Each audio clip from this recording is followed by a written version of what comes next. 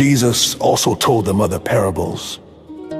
He said the kingdom of heaven can be illustrated by the story of a king who prepared a great wedding feast for his son. When the banquet was ready, he sent his servants to notify those who were invited, but they all refused to come. So he sent other servants to tell them, "The feast has been prepared, but the bulls and fattened cattle have been killed, and everything is ready. Come to the banquet." But the guests he had invited ignored them and went their own way, one to his farm, another to his business. Others seized his messengers and insulted them and killed them. The king was furious, and he sent out his army to destroy the murderers and burn their town. And he said to his servants, "The wedding feast is ready, and the guests I invited aren't worthy of the honor. Now go out to the street corners and invite everyone you see." So the servants brought in everyone they could find, good and bad alike, and the banquet hall was filled with guests. But when the king came in to meet the guest, he noticed a man who wasn't wearing the proper clothes for a wedding friend. He asked, "How is it that you are here without wedding clothes?" But the man had no reply. Then the king said to his aides, "Bind his hands and feet and throw him into the outer darkness, where there will be weeping and gnashing of teeth. For many are called, but few are chosen." Then the Pharisees met together to plot how to trap Jesus into saying something for which he could be arrested. They sent some of their disciples along with the supporters of Herod to meet with him. "Teacher," they said, "we know how honest you are. You teach the way of God truthfully. You are impartial and don't play favorites. Now tell us what you think about this. Is it right to pay taxes to Caesar or not?" But Jesus knew their evil motives. "You hypocrites," he said, "why are you trying to trap me?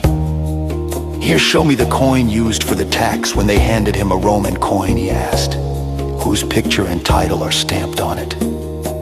"Caesar's," they replied. Well, then he said, "Give to Caesar what belongs to Caesar, and give to God what belongs to God." His reply amazed them, and they went away. That same day, Jesus was approached by some Sadducees, religious leaders who say there is no resurrection from the dead. They posed this question: "Teacher, Moses said, if a man dies without children, his brother should marry the widow and have a child who will carry on the brother's name. Well, suppose there were 7 brothers. The oldest one married and then died without children, so his brother married the widow. But the second brother also died, and the third brother married her. This continued with all 7 of them. Last of all, the woman also died. So tell us, whose wife will she be in the resurrection? For all 7 were married to her." Jesus replied, "Your mistake is that you don't know the scriptures and you don't know the power of God.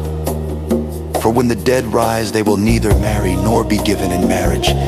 In this respect, they will be like the angels in heaven."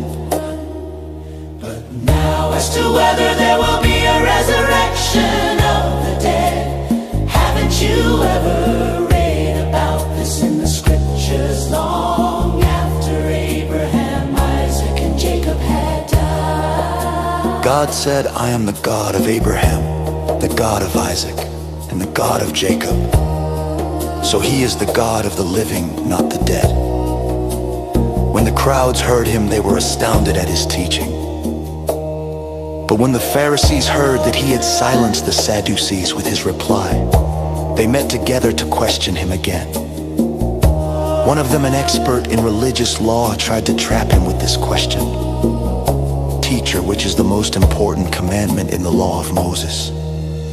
Jesus replied, "You must love the Lord your God with all your heart, all your soul, and all your mind." This is the first and greatest commandment. A second is equally important: love your neighbor as yourself. The entire law and all the demands of the prophets are based on these two commandments. Then, surrounded by the Pharisees, Jesus asked them a question. What do you think about the Messiah? Whose son is he? They replied, he is the son of David.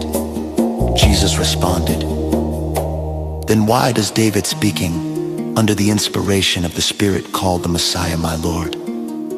For David said, the Lord said to my Lord, sit in the place of honor at my right hand until I humble your enemies beneath your feet.